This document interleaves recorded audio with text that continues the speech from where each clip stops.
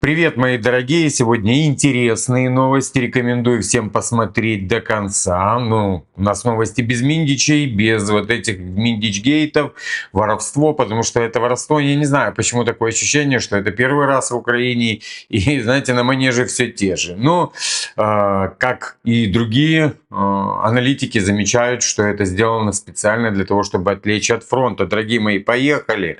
Запорожское направление ожидает обвал. Это непосредственно военные аналитики говорят. Ну и вчера сдались 25 солдат ВСУ под Мирноградом. У меня есть в Телеграме взрывы, там адабы взрывают, там уже не фабы, а адабы. Это такая вакуумная бомба, которая просто там эти здания потрошит. Просто жестко. То есть они кидают и фабы трехтысячные прямо в районе высоток, и там просто в пыль это все разлетается. Окей, давайте сейчас аналитический срез. Фронт как бы не ждет обрушения, но складывание в гармошку его ждет. Это запорожское направление.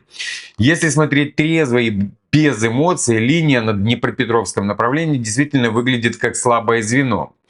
После потери Новоуспеновского и начала давления на Равнополь, Россия или Равнополь, ну это все равно греческое название. Везде, где поль, это греческое название. Да, кстати, это для патриотов украинских, если не знают, там Мелитополь, Равнополь, Авидиополь, это все греческие названия, где поль, Крыжополь, как угодно называйте, Иванполь, да, там Краснополь, полей очень много. Вот, погнали. Равнополь. Россия фактически сшивает фронт между Запорожским и Покровскими направлениями. Это опасная геометрия. Фронт растягивается, и у Украины не хватает живой силы, чтобы закрыть дыры одновременно под Покровском, Гуляйполем и южнее Орехова.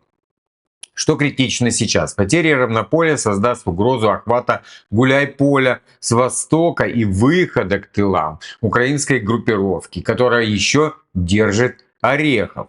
Если падет Даниловка, россияне получат удобный коридор для дальнейшего продвижения к северо-западу в сторону Павлограда, где идут ключевые узлы снабжения. Активная работа авиации России говорит о том, что ПВО Украины в этом секторе уже просело. При сохранении нынешнего темпа продвижения и темпа потерь у ВСУ первые признаки оперативного обрушения можно ожидать в течение 2-3 недель, начиная вот от момента, когда я читаю вам статью. Вероятно, фронт не рухнет одномоментно, а сложится гармошкой. Сначала локальный прорыв, затем паническое отступление, после чего фронт отведут на новую линию, вероятно, Гуляйполю. Остановка резервов под Покровском показывает, что командование Украины сейчас выбирает между двумя катастрофами. Либо допустить падение Покровска, либо потерю Южного коридора. И обе ситуации критические, потому что обе это выход России к тылам крупных группировок и дальнейшей дестабилизации. Если Россия сохранит интенсивность ударов авиации и артиллерии, вторая половина ноября может стать моментом, когда линия обороны Украины на юге перестанет существовать в прямом виде. Ну, точнее, в прежнем виде, дорогие мои. С максимальной вероятностью то, что будет сейчас происходить, это будет фронт складываться гармошкой. То есть они будут постоянно отходить на новые позиции. Ну, я имею в виду Украина. Ну, пока еще есть там патриоты, дорогие мои. Когда патриоты закончатся, тогда все и ляжет. И весь фронт ляжет. Ну, то, что сейчас называют, что Зеленский там начнет убегать куда-то, и там американские какие-то даже аналитики военные говорят, что вот он бежит, да, либо его убьют, либо ликвидируют. Нет, этого не будет еще. Есть хорошая поддержка, включая того же Дональда Трампа. Есть она, дорогие мои. Так что, если, ну, я вам могу даже это показать в этом же Миндичгейте. Да, во-первых, Миндичгейт это стопроцентное отвлечение внимания. Во-вторых, даже в Миндичгейте только сегодня, спустя там несколько дней, написали западные СМИ об этом, потому что эта шумиха уже вылезла, это уже крышка подорвалась, да, из нее все выплеснулось.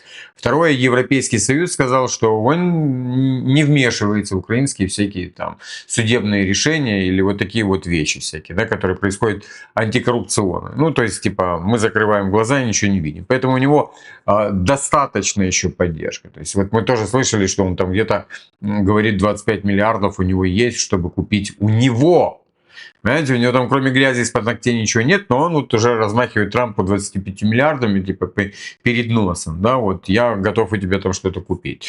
Ладно, поехали дальше. Мирноградское направление. Ситуация развивается в районе в тревожном ключе. Давайте, даже в крайне тревожном. Давайте так, вначале сейчас, в ближайшее время, будем все время начинать с фронта. То есть не будем с Миндичи, еще с какой-то херни начинать. Будем начинать с фронта для того, чтобы, ну, как вам сказать, холоднее мыслить. Ну, то есть ты понимаешь ситуацию на фронте, значит, ты понимаешь, от чего можно отталкиваться, да, какие у тебя есть аргументы, или как Трамп называет, карты. Поэтому давайте вначале посвящаемся во фронт, а потом там всякую уже там мишуру будем собирать. Потому что, ну, там Умеров убежал, который уже там из Турции начинает рассказывать истории о том, что он в Турции специально для того, чтобы продолжать обмены. То есть он убежал от набушников, он вернется, все вернутся. И Миндич вернется, увидите. Сейчас все уляжется и все. Всем рты закроют моментально. И все. И еще самый кринж в том, что САП, это антикоррупционная, специальная антикоррупционная прокуратура, все эти деньги, которые отжала от этих схем, отдала Стерненко. Они 44 миллиона отдали Стерненко. И чтобы вы понимали. Ну, это просто, что если уже на такой кринж они идут, то все вернется обратно. Так что не обращаем на это внимания. Поехали дальше. В районе тех самых высоток, о которых неоднократно говорились ранее, где враг систематически, ну это милитари украинский паблик, ну так называют враг, да, ну, то есть сорян.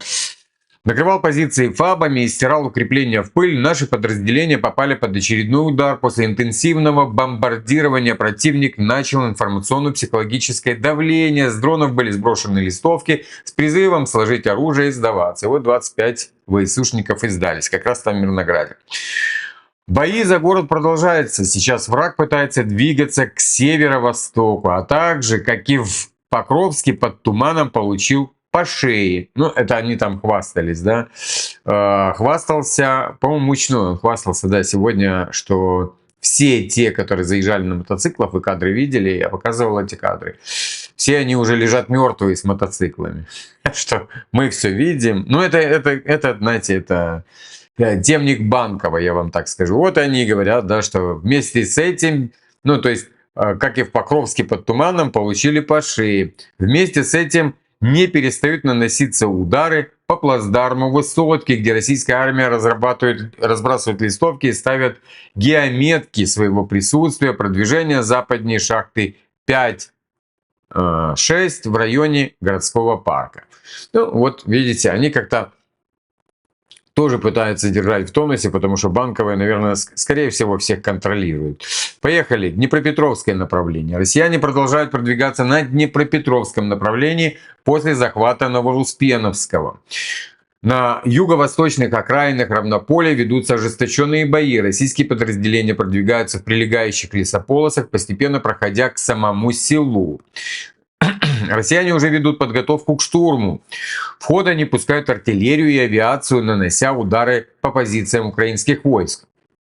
Западнее, в районе Даниловки, армия России вплотную приблизилась к населенному пункту. Сейчас идут бои на его подступах. Одновременно продвигаются силы, действующие в районах Радостного и Нового Запорожья. Активно работает штурмовая авиация, что позволяет россиянам продавливать оборону ВСУ и расширять свой плацдарм. Южнее подразделения российских войск захватили Новоуспеновск. Ну, мы это уже знаем, это уже не первый день, когда там и Успеновку они захватили, и Новоуспеновскую они захватили. Ну, то есть они все больше и больше выравнивают там этот фронт. Несмотря на нарастающее давление, командование украинской армии не спешит перебрасывать резервы на этот участок. Вероятно, это связано с катастрофической ситуацией под Покровском, где силы обороны несут тяжелые потери.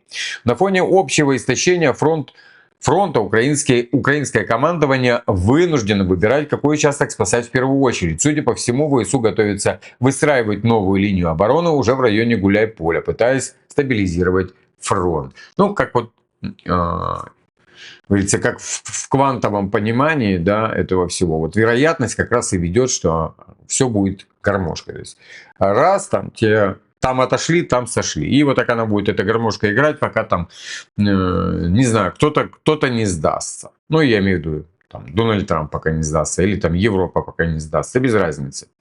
ВСУ признали потерю ряда позиций в Запорожской области. Украинским войскам пришлось отойти из районов Новоуспеновского, Нового, Охотничьего, Успеновки и Новой Николаевки, заявил спикер сил обороны Волошин. Произошло это, по его словам, из-за массированного штурма, более 400 артобстрелов в сутки и разрушения укрытий. Мне кажется, что там за многое другое. И причин много других на самом деле. Потому что каждый украинец знает, что Зеленский очень любит теплые ванны. А так как Зеленский напрямую начал командовать всем, что происходит на поле боя, да, там как тот же Залужный, это собака сутулая, сказал, что Зеленский политизирует полностью всю вот там военную операцию, всю военную кампанию. Вот. Мы все прекрасно понимаем, еще вот именно с того времени, что Зеленский, он любит теплые ванны. Ну вот они ему их и льют. А потом причины там падения одного места, второго, третьего, четвертого и пятого. Ну и опять же, я вам тоже рассказывал, да, им дали там взрывчатку, они пошли ее продали, эту взрывчатку. Поехали. Лиманское направление, дорогие мои. Российские войска продвинулись в районе Редкодуба у Коровьего Яра. ВКС России наносят удары по позициям ВСУ. Российские силы закрепились в Дробышево. Идут бои за ставки, дорогие мои. Идем дальше. У нас уже вот, как говорится, говорит снайпер. Это украинский телеграм-канал. Тоже прогнозирует, что запорожское направление с правого фланга ожидает обвал, похожий на тот, что произошел на Донбассе после Авдеевки и Очеретина. Если не отреагировать на нынешнюю остановку, так как это было на Сумщине, все может закончиться трагично, дорогие мои. Ну, что я еще могу сказать? Это не то, что это вообще не наше дело на самом деле. Поехали. Тут уже Foreign Affairs бьет тревогу, что Россия планирует захватить Украину в 3 этапа. Путин стремится удержать занятые области и занять Харьков, Николаев и Одессу, отрезав Украину от Черного моря.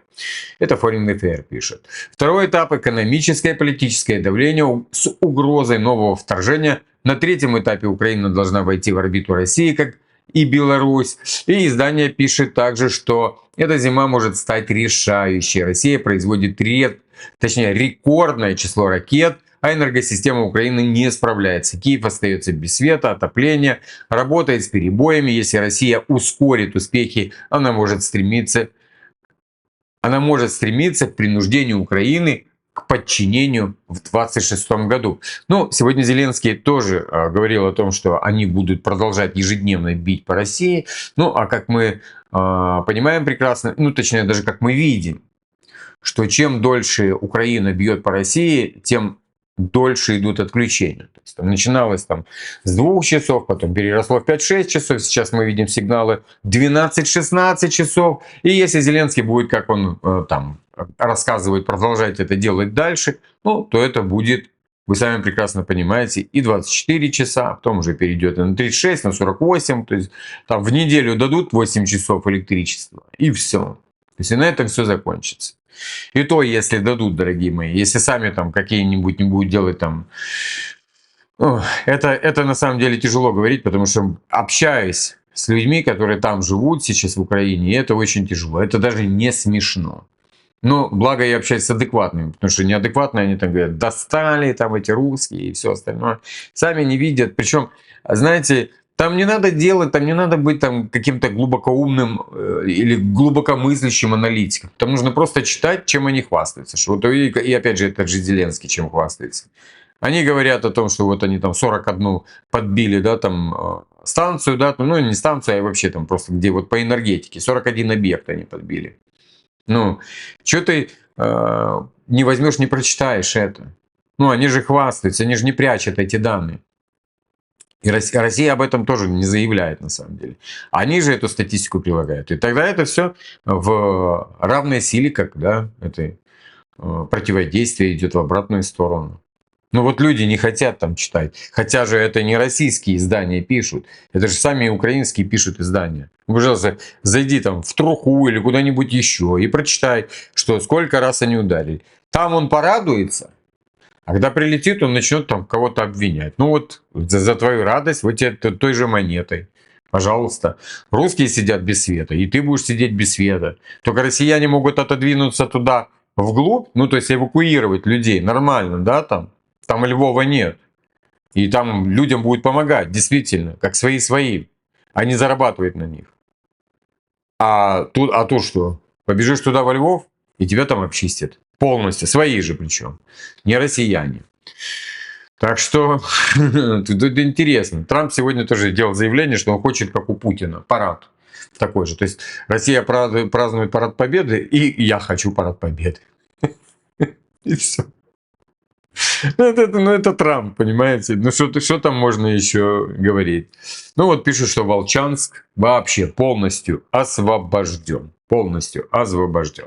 Так, ну и вот погнали по Николаеву. Это николаевский мэр. Слушаем внимательно. Ну, внимательно, именно внимательно. Городские власти Николаева имеют секретные планы действий на случай прорыва россиян и готовы к возможному сценарию эвакуации населения. У нас есть четкие алгоритмы действий на случай чрезвычайной ситуации. Жителей проинформируют о необходимости выезда, если такая угроза появится. Но надеемся, что в этом не будет необходимости, ведь оборона города усилена. Мы все помним, дорогие мои, как они любят живым щитом прикрываться. Поэтому я хочу сказать одну интересную вещь. Вот тот секретный план, который есть у них, да, они говорят там, секретные, даже не один. Это как они будут сваливать. Вот как именно как они. Вместе этот мэр, и там руководство, этот Ким, все вот кто будет сваливать, это будут они. А украинцев самого не предупредят. Ну, те, кто будет останется в Николаеве, их не предупредят. Никак. Для того, чтобы был живой щит. Для того, что, ну, понятно, что есть какая-то гуманность, никто не будет бить там, где живут люди. Ну, я имею в виду, там, именно просто стирать все. Никто не будет. Там, как бы предупредят, люди там понимают прекрасно, куда убежать. Вот, и будет делать свой выбор. Но никто их предупреждать не будет. Это было всегда. Абсолютно всегда. Либо они там начинают объявлять о принудительной эвакуации для того, чтобы можно быть заходить в эти дома и лупить, или по этим же домам лупить, да, либо они не будут предупреждать для того, чтобы люди стали живым щитом. Ну, маленькие города они не защищают. Они вычищают оттуда, то есть приходят, делают эвакуацию принудительную людей. А потом сами же и стирают. А крупные города, ну, не думаю, что так получится у них. Поехали. Опять же Миндич у нас. Уже тошнит от этого Миндича, но тут еще... Вообще просто, знаете, какие-то большие информационные бомбы. Миндича внесли в украинскую базу миротворец, дорогие мои. То есть они там то Трампа занесли, то стерли. Теперь Миндича они занесли, это потужно и вот именно посильно. Но у нас еще есть потужнее украинцев. Это эстонцы, дорогие мои. Они сегодня сказали, что если Китай хочет наладить отношения с Эстонией, они должны ввести против России санкции. Китайцы. Для того, чтобы наладить именно взаимоотношения с Эстонией. Понимаете? Эстония это страна, которая состоит полностью из редкоземельных металлов. И платина, там, золото. Просто заходишь, и там все. Вот у тебя полочки. Вот. И китайцы там стоят у входа и такие, пустишь или не пустишь? Мы там тебе позабирали золото и все остальное. Не пустим, пока ты там на Россию санкции не ведешь, и все. О, Господи. Поехали. Комиссия по журналистской этике рекомендует украинским СМИ не использовать слово «орки» и другую враждебную лексику, описывая россиян. Это заявил секретарь Национального союза журналистов Украины Лина Кущ. По ее словам, вещи нужно называть своими именами, чтобы влиять на международную аудиторию. Уже поздно. Мы с самого начала это писали, что большой ошибкой было изливать потоки ненависти, публиковать кадры казней и прочее непотребство. Нужно было делать наоборот, демонстрировать свое миролюбие и великодушие, и наоборот, жестокость врага. Теперь же на Западе очень многие распробовали нашего брата-беженца из Украины и понимают, с чем им приходится иметь дело, дорогие мои. А какой там уже? Третий год войны, да, там уже подходит к концу. Начинает доходить. Орки, чмобики и так далее. Русня, да. Все уже, нужно называть все своими именами, россияне. Даже, знаете, вот, ну я всегда делаю замечания по этому поводу, когда говорят, там русские наступают. Там не только русские, там россияне, да, но там не только русские, там и украинцы, и белорусы есть, и казахи там есть, также, да, и узбеки, и дагестанцы, и чечены, там куча там, ну, вся Россия там. Почему вы называете их всех русскими там? И Чукотка есть, и Якутия там есть. Чего вы всех русскими-то называете? Это тоже неэтично. Так что, ну вот видите, третий год войны подходит, они только начинают раздупляться. Поехали дальше. Тут тоже интересное, да? Сейчас я вам прочитаю, статья очень интересная. Украина может столкнуться с проблемами при поставке дронов в США, пишет СМИ. На этой неделе в Украину прибудет делегация США для переговоров по сделке о поставках украинских дронов в обмен на роялти. Теперь смотрите, очень интересная вещь. Украина, США. И слушайте внимательно. Главная проблема – это использование китайских компонентов, которые с июля 2026 года будут запрещены в США, дорогие мои. Стороны ищут способы их замены, но это сложно даже для американских производителей. Ну вот Эстония порешает этот вопрос. Подождите, эстонцы порешают этот вопрос. Так что, понимаете, да, то есть они такие владельцы мира, там те производят дроны, те хотят купить. Но вот Китай стоит у них между, видите, как костью стоит, в горле стоит. Поехали дальше. Сегодня у нас у Сырского биполярочка пошла. Я не знаю, может он что-то употребляет там тоже. Войска России перебросили 150 тысяч военных и планируют оцепить Покровск и соседние города, отрезав логистику, считает главком Сырский. Я уже неоднократно говорил. Зеленский называл, что там группировка из 150 тысяч, которая ушла от Сум. То есть они им там дали поморник, как Зеленский это рассказывает, они убежали туда на Суму. 150 тысяч. Ну вот 150 тысяч, вы понимаете, да? Потом Сырский начал говорить о том, что там всего лишь 50 тысяч. Потом это вот именно темник у них сейчас такой отрабатывает. Потом Зеленский сказал, что какой там 50 тысяч, там 50 человек в городе, мы их сейчас оттуда выбьем. Потом Сырский сделал заявление, что 80 тысяч. А вот вчера он делает заявление, что 150 тысяч. Это темник, которым вот они трубят туда в сторону Запада, понимаете? Хотя Россия делает вообще просто, ну, феноменальную вещь по этому поводу. Ну, я имею в виду, что растянули их туда, оттянули их туда и побежали туда, ну, даже не побежали, а просто оголили там Запорожье и понеслись туда, через Днепр, ну, Днепропетровскую область. Поехали. Я думаю, на этом мы уже... Ну вот, на сегодня мы уже закончим этой статьей. Это не очень хорошая статья. На линии боевых действий в Украине зафиксирована вспышка газовой гангрены. Крайне опасная инфекция, известная со времен Первой мировой войны. Об этом сообщает Телеграф. Издание отмечает, что после массированных ударов беспилотников резко увеличилось число тяжело раненых. Из-за проблем с быстрой эвакуацией и нехватки срочной медицинской помощи растет количество случаев заражений. Газовая гангрена развивается стремительно. Инфекция поражает мягкие ткани и может привести к смерти за считанные часы.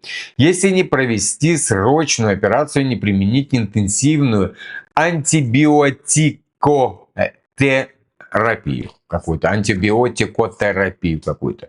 Без медицинского вмешательства уровень смертности приближается к 100%, подчеркивают врачи. Возвращение инфекции столетней давности на поле боя – это не просто медицинская катастрофа, а маркер гуманитарного износа военной системы. Газовая гангрена – болезнь эпохи, когда медицина не успевала за жестокостью войны. Сегодня ее вспышка означает, что система эвакуации и лечения раненых в ВСУ уже не справляется с нагрузкой. Для власти это тревожный сигнал. Современная война требует не только оружия, но и устойчивой медицины, логистики, санитарной инфраструктуры. Когда же фронт оказывается отрезан от базовой помощи, болезнь становится оружием, добивающих тех, кто выжил в бою. Такие факты неизбежно подрывают моральный дух и среди военных, и в обществе. Это напоминает, что ресурсная война – это не только техника, но и способность спасать жизни, а не терять их из-за забытых инфекций прошлого века, дорогие мои. Неприятненько, да? Неприятненько. Окей, я вам сейчас тоже еще быстренько прочитаю. Тоже, ну, так немножечко от Лаврова, да? Он говорит, что непонятно, как Британия будет отмываться после того, как ФСБ разоблачили ее роль в провокации с МиГ-31, заявил Лавров. Я вам сегодня, точнее вчера днем об этом рассказывал, что они пытались угнать самолет, а там те, кто его встречали, встретили кинжалы, и не один. И там не только и Искандеры, и все, что только можно, они там встретили. Так что так, дорогие мои, на этом уже с новостями пока все. Не надо вестись на этот Миндичгейт. Он специально создан для того, чтобы отвлекать людей. У них, там, понимаете, у них есть методы переключения. Да, там, то есть есть основной триггер, да, всегда в Украине, это коррупция. И вот на коррупцию просто, посмотрите, все паблики забиты. Абсолютно. Они сейчас подключают туда и западные СМИ к этому. Для того, чтобы убрать с первых страниц Покровск, Запорожье, да, вот там Купенск. Все провалы свои. Так что, дорогие мои, подписываемся. Обязательно подписываемся. И я вас всех обнял.